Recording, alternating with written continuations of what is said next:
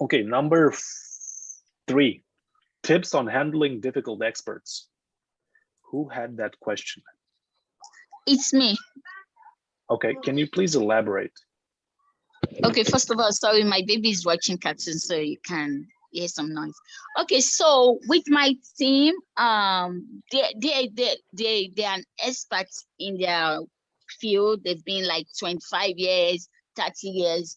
So the issue is they don't have verbal or straight issue with me, but whenever we're having like today, let me just give you today example. So we had a ritual. So this is actually my first time taking over the ritual because we have a team manager that acts like the TPU, is the engineering manager. So he has been doing that, but I took over today. So I introduced icebreaker just to like make it more kind of refreshing.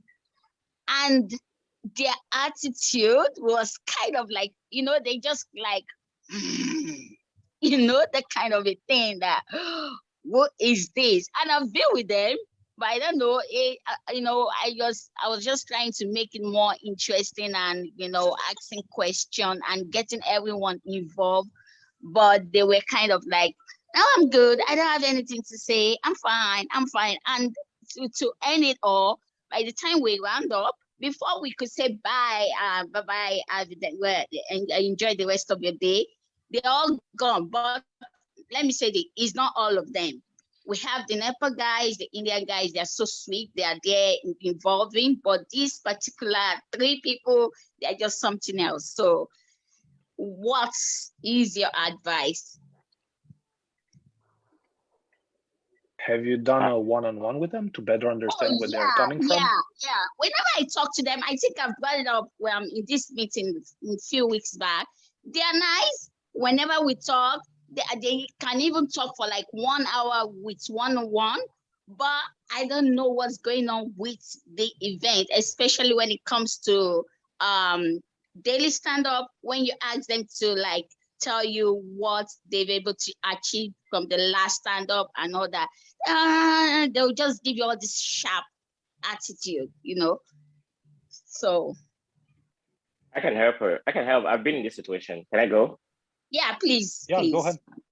Okay, so this is it. When it comes to developers, like you said before, these are very smart people. They are very time conscious. Anything that they know that would waste their time, they're not for it. So I used to be a developer before. These people don't like meetings to go with. I actually did one icebreaker and this guy left. He basically dropped out. So you, on your one-on-ones, find the things that these people like. What is it that the icebreakers for various things? What are these? Get to know them on a personal level and build a bond with them, build a connection with them, find what they like. One of my team members, he was very, very hesitant. He would not say nothing in a meeting. I had to dig into him and found out that he's a Chelsea fan, and he's a Manchester fan. And when he found out that I do support Manchester too, he would be the one now to check up on me. We lost the game, he checked up on me. So you have to find what they like and see how you can build your retrospective, your icebreaker around that, and around the things that you know that they like, and try to make it short and find very interesting icebreakers. 2 truth, 1 lie is just a common one, which I believe that all of them would like to say, would like to be able to open themselves out, and it helps them, let them know the importance of those things to begin with, why you're doing it and all the stuff. Try to explain, know them on a personal level, find what they like and all the stuff. So it's just hard to deal with these people because number one, like you said, they're smart enough, very intelligent, and whatever you tell them have to make sense. And it's just their level of intellect, I don't know how to put that word, it's very, very high over there. And these people, and sometimes they want to go do coding. So they're thinking about the code that has failed. They have that bug that they have to go fix. So they think you're wasting your time. Just let them know the importance of this meeting and how it will help them. So that's just my 1 cent. Thank you. Any more advice? Yes, Tayo, can I ask you a question very quick, please? Yeah. Okay. If I may ask, like today is your first day that you had this spring review, this retro with them. How did you introduce it to them? Like, I just want to know, how did you start it off? Okay, the way we normally start, like gisting, they normally gist because I've experienced like 3 or 4 before I took over. So we gist, then I got on my idea board. So they were like, oh, I got no idea board. But these particular people did talk. So I was like, yeah, that I just want us to have just like another few, let's see how it goes, that is fun.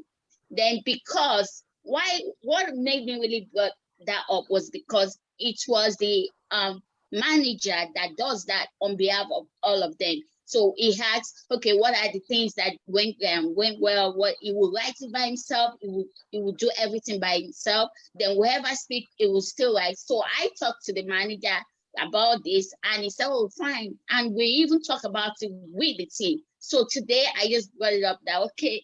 So we started, and I explained a little bit. So some knows they know about it, and I sent the link to them after we gisted. So before we did that, I brought some icebreaker, some funny questions, truth and a lie. So we were doing that. Everybody was laughing before we started this. So when we started, that was when the attitude just set in.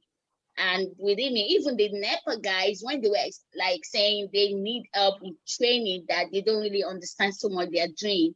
So I was like, okay, expecting you some see of how the... it's going in my lane? I know Sorry? that because I'm a driver. You shower? Hello? Yes, we are getting you. Somebody was Okay, I thought interrupting. you were saying something to me. Yeah. So that was what happened. So they couldn't even respond. They didn't respond to those guys. They were like saying they need help, and they were mentioning the names of those they need. So they were just like, now I'm busy. I don't have time. They were so blunt. So all those attitudes, I just like, what's going on? They just, so. Wow. All right. I have not been into this experience too much, but I was just asking because I just started my job. It may be surprising to everyone here. They held me down that I was supposed to do a retro. I've just been a week in a job site. I did a retro. Like, I was shocked that happened, that had to happen. But the worst thing about it is that team members forced me to do that because they don't want the person that was doing it to do it with them again. So I just went into an environment where the engineering manager is the product owner, and he has been a Scrum Master for this team for 5 months. They are tired. They don't want to. So that's why I was asking the way you introduce it to them. So they were just like, oh. Hi, this is Raven. I have a little advice for you. My first advice is I feel like you may need to do more like research on your team. I don't know how long you've been with your team, but like find out more about your team, like maybe from your product owner. And then another thing that I do, like the team I work with 2 teams.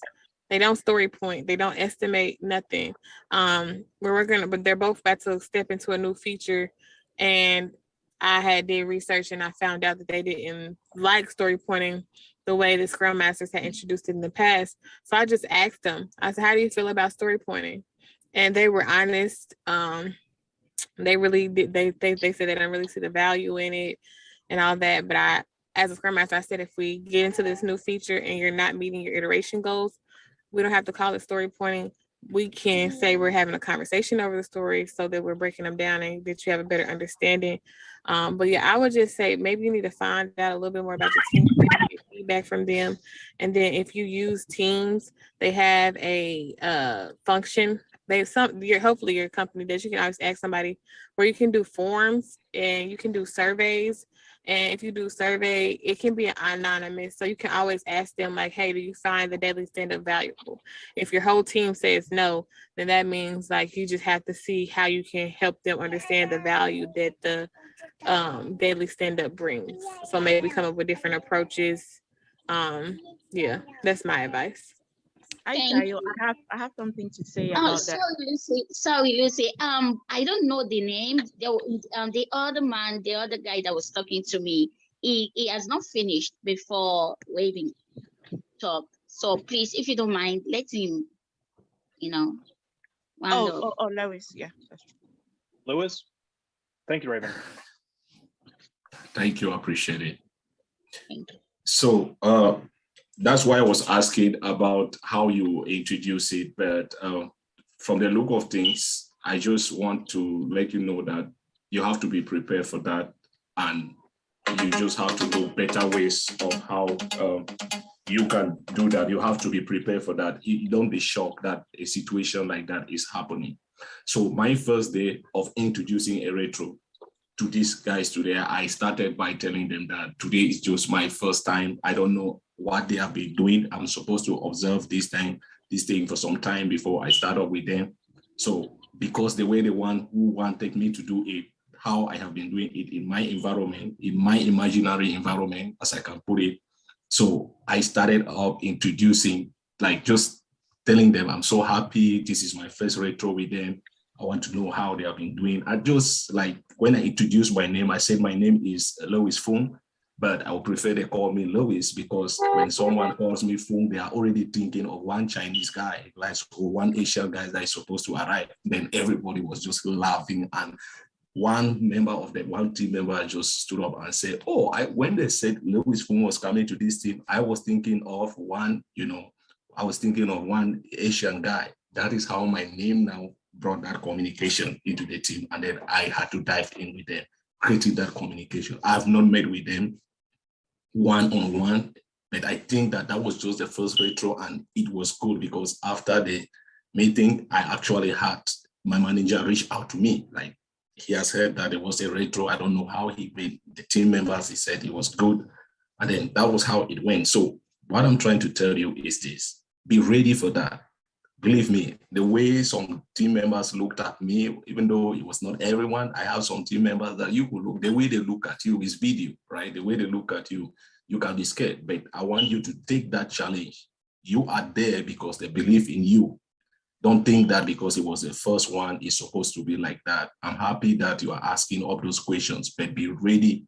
Like the coach always said, like, be ready for that. At times she said, I bet will not talk now. So you be ready for all that. So that's just my advice for you. I just think of other better ways of doing it. Don't make it to be too long, or don't make it to be in a way that will be like, just make it easy, and gradually they will adapt to your system of doing things. That's just my advice. Thank you. Thank you so much. Thank you. Thank you, Lois. Sharing. Okay. I wanted to add those were something, great Robert, answers. real quick, if you don't mind. Yeah, go ahead, Lucy. Okay, Tayo. After listening, looks like when you talk to them, I'm thinking like maybe it's not really, well, like you said, not about you, but when you talk to them, they are able to engage and all of that. But when they are in the group with the NEPA guys, they feel superior, because that's what I'm kind of experiencing. That's why I was like, seriously, it's not about me, because I have the managers. I have two managers, the overall manager, and I'm so but these particular people, I don't know whether it's because of, I don't want to bring racism in here, but what I experience is in my team, I'm just a week old. Majority of my teams are they're in the US, but they are Indians. Then the product owner is a white guy. You know, when I talked to him, the way he was talking about they are just contractors, they could go at any time. I mean, I did not like the way, he will address them, So when you were talking about the retro and the Indian guys talking about they need help in some things, and these other white guys outrightly told them they don't have time, it just gave me like a flashback of what I experienced this week. Because now it feels like, okay, they are maybe thinking that they are not worth being in the group, or they're looking at them in a certain kind of way. So that's something you might want to really observe again for a little while, and then try to coach them about it. Because for some reason, I've realized that as well. They really feel like they are inferior, and the white guys they feel like they are up on the sky. So that's what I deduced. I don't want to mention the color or anything, but you just take it out of my mouth. That's the way I feel. And today was just like, bam. It was that attitude was so much like, so I had to call. What I did was that I called these guys after the meeting to really understand what is the need? What do they really need? And they explain. So I now added the manager, the engineer manager, that, okay, so this is what these guys really need. And it was like, okay, I will set up a meeting with these same guys, that it was set up a meeting for them to train, so these guys were up, they are so happy that I could be like a spokesperson for them, because they said they've been trying to reach out and everything. So for me coming in and bring, they're so happy. So really it's not about me. And let me quickly say this, I've had one-on-one with these people, and whenever I talk to them, they talk so long, for like 1 hour. I'll be even bored. They'll be telling me about their personal achievement, about their lives that I don't really understand. I'm not an American, so they tell me so, but I will patiently listen and try to be part of it and rub their back. But when it comes to group meetings like this, event like this, they kind of like lay back, like, what are they doing? I feel like that's where the problem is. Like that is that they I guess they have put themselves on a certain class, then they put other people down. So, Exactly. you So have to try I to don't know get that how balance. to. Yeah, I don't know how to go about it. That is where I am right now.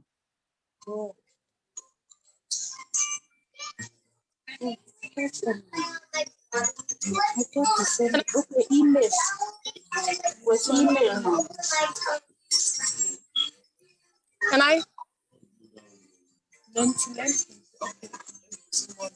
Yes. Robert, can you mute those Anybody people? have any advice on how to break this issue? I wouldn't. do. Yeah, I do. So my name is Anne. And Tayo, I understand what you're going through. So my advice for you is that you are there as a coach. You are there as a teacher. You are there as a professional. So you need to have this self-awareness of who you are first before you should be able to help the team. Now, what I suggest is know your team, like PJ said already. Know your team on a one-on-one level. Now, like what I do for my team, I have white guys. I have 2 teams. The other ones are white guys. So what I do basically is... Hey, what's about white guys today? Sorry. no, it's not about you, Robert, but there are these people are nice in my team. They are so nice, really. So no, yeah. I agree with you. I'm also an No Indian, offense, but I Rob. understand. Is Robert white? No Yeah, I offense, am. yeah. But I mean, the Oh. people in my team are so nice, so I'm not going the wrong way, please. So but I'm not taking it personal, don't worry. Robert, I know you are not. So what I'm trying to say is that, so I communicate to them on a one-on-one level. We can have like a 30 minutes. I know in my mind, the back of my mind, that it is a coaching session. But so we talk about personal things first for like 10 minutes, and it's mostly about them. And whatever they say, I just try to connect.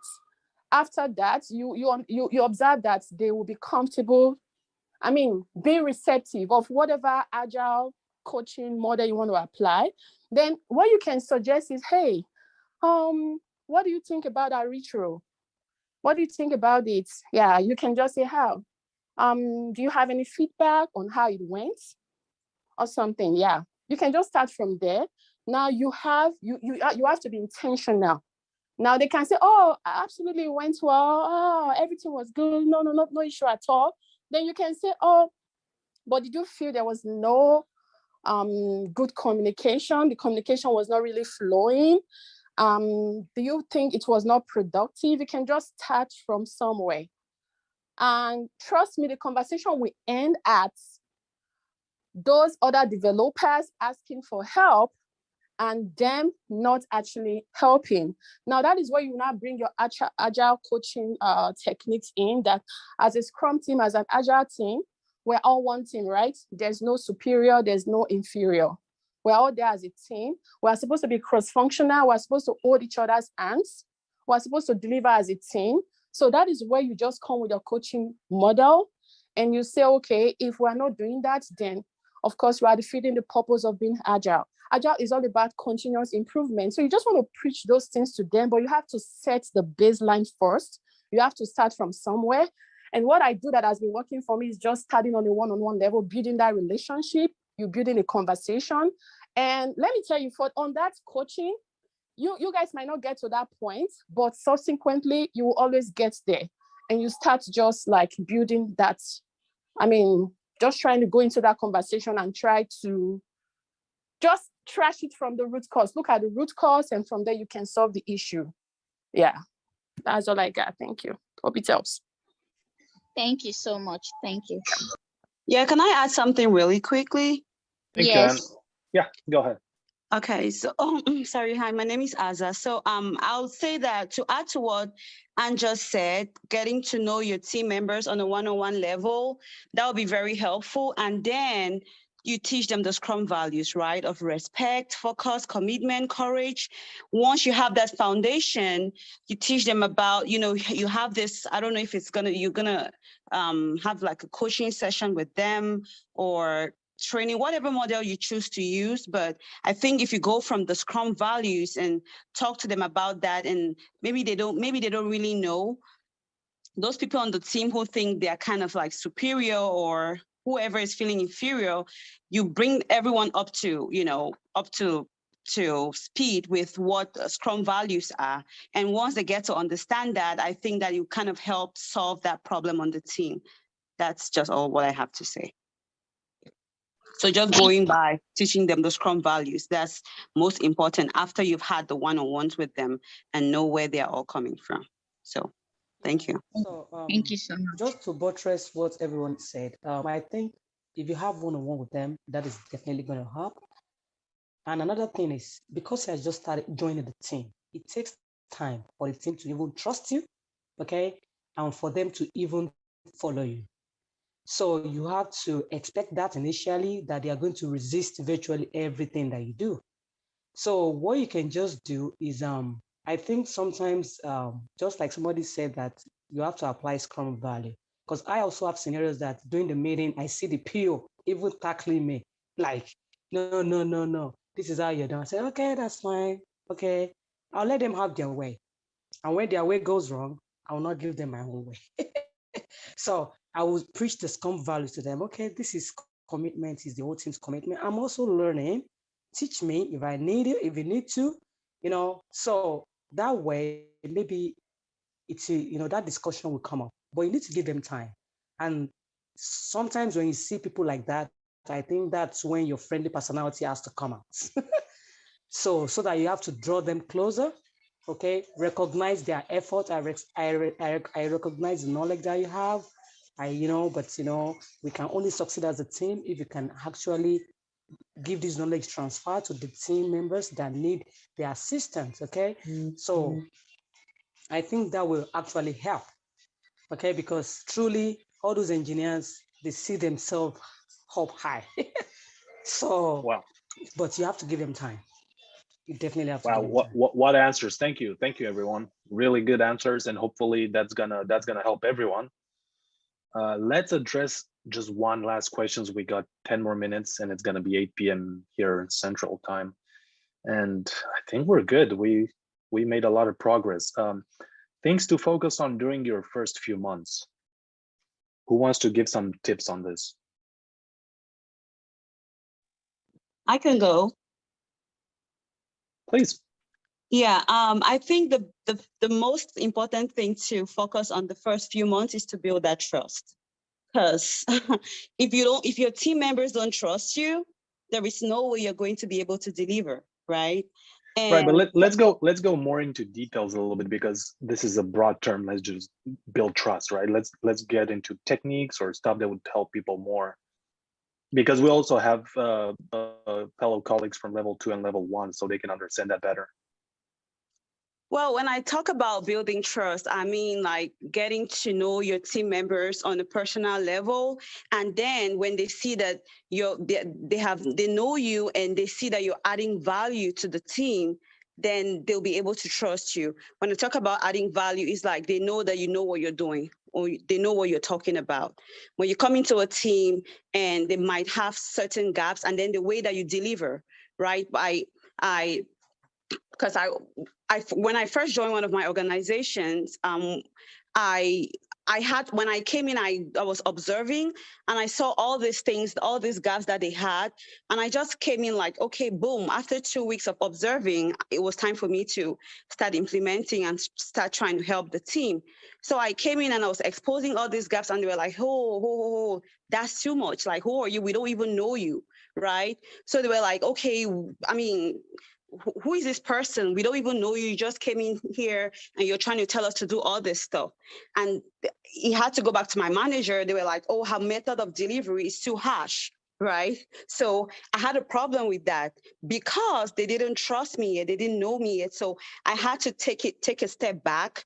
I mean, before that, I'd even built relationships. I met with my team members one-on-one. I talked to them, had personal conversations with them, and tried to break down my barriers and also open up about my vulnerabilities. And we all had this conversation. But when it came to, trying to help them cover some of their gaps. Like during one of our daily stand-up, I was like, okay, let me pull up the velocity chart or the burn down chart and let's talk about this.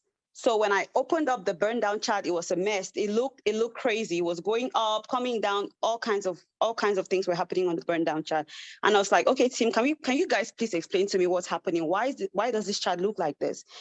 So they were so after the meeting, I mean, they kind of gave me a reason why their burn down chart looked like that. But immediately after that, they went back to the manager, to my supervisor, and they gave complaints. They were like, "Oh, this girl, she just came here, and she's harsh. Her method of delivery was harsh. She opened up the burn down chat and just exposed us like that."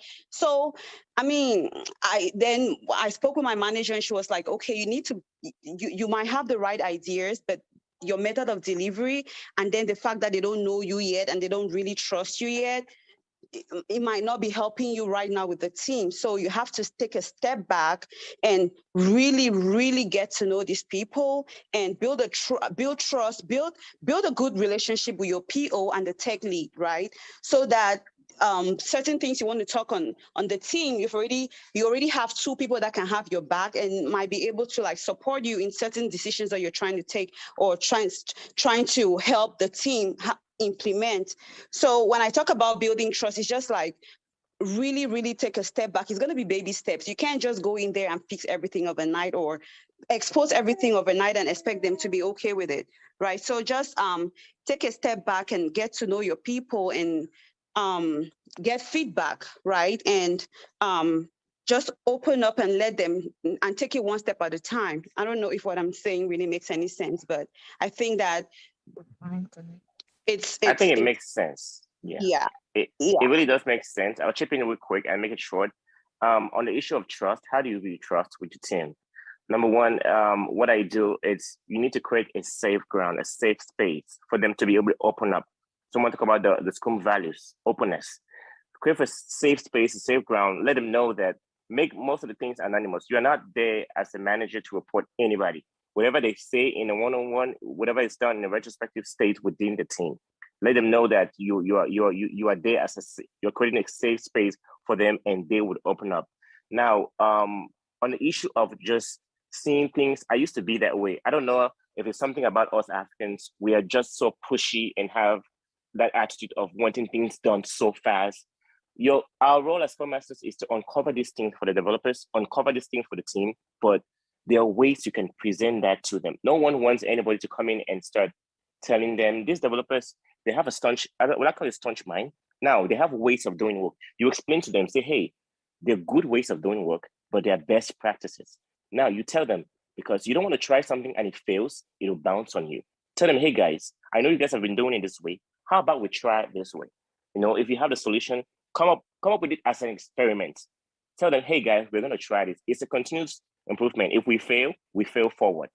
Can we try this? If we try this, if it works, we keep doing it. If it doesn't work, we fall back and find something that works. So don't come in and just push everything to them. Trust me, if you really Scrum, it uncovers a lot. There's a lot of transparency. So when you see that, like what Karen was said, create your backlog, tackle one issue at a time, suggest solutions to them. You're not there to force the implementation.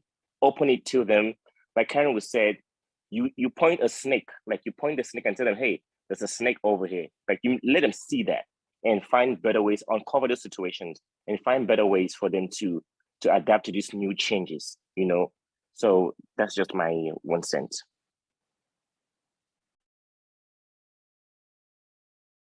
Thank you. I would just add, in the first month of joining, just listen and ask questions. You know, you're just there to observe the first month to see what you can identify. And after that, slowly get to know your colleagues and your team members and slowly try to have conversations about change and stuff like that. But you cannot change people against their will, especially in the beginning when you're new to an organization. Nobody's gonna, even if you have good advice, nobody's gonna take it as a good advice. Robert, And now what if you have to form a team from scratch? I cannot give an answer on that because all my teams were already formed, and also I don't deal with teams, right? Because I'm different. I'm RT in one, and I'm a project manager in another, so I don't have necessarily Scrum teams that I deal with. But anyone can jump in. Yeah, what do you want to know about building a team from scratch? What are the questions related to that? No, regarding the same topic, like going in and observing and all of that, I was just asking, like, what if you have to start from scratch? Everyone is onboarded to you and all of that. That's even way better. You have an opportunity for you to shine because no one is going to question you about what's going on. You already know your process. You just find a better way to explain to them why you need to do this. Let them know the importance of it and how it's going to benefit their work and the work they do. You know, most companies go for Agile because Agile is fast delivery. There's a lot of feedback, continuous learning process. Explain to them those values, why we need to start doing this. In my meetings, I put agenda. Why are we holding these meetings? Try to remind them on a daily stand-up. I remind them, say, hey, this is the importance of this meeting. Just a quick reminder so that everyone is still we are on the same page and know the importance of this meeting. Starting a team from scratch, yeah, you will not be the one to start a team from scratch. Basically, the team will have to be built up based on the skill set on what product you need to deliver and all that stuff. So it's just for you now to one Agile 101. What do you need to start with? You need to start with the meetings. You need to start with the, like, going through a quick teaching. You are coach them on the importance of this meeting that are going to be taking place and all that stuff. It's just, I would say having the team from scratch would be the best thing that I want to get into a company for, you know. Question: is there any documentation that can help when you're trying to build a team from scratch? I think, well, most companies will have their documentation. To begin with, you are not the person that will build that team from scratch, because when companies are transitioning from Agile to whatever framework to another, there are companies that will come in to assess that, and they will build skill set around the product they're delivering and all this, because you do not know that. You cannot say, hey, these are the people that I need. So those teams need to be cross-functional, built around the value they will have to deliver at the end of the sprint. So I would say that you just need to start with an Agile 101. Now, they have to make sure that the product they're working on, they have the skill sets all available within that team to deliver an increment at the end of the sprint. So once you know that team, ask them questions, you know, is this team cross-functional? Are they able to deliver a value at the end of the sprint with just this team that I have, or do we need external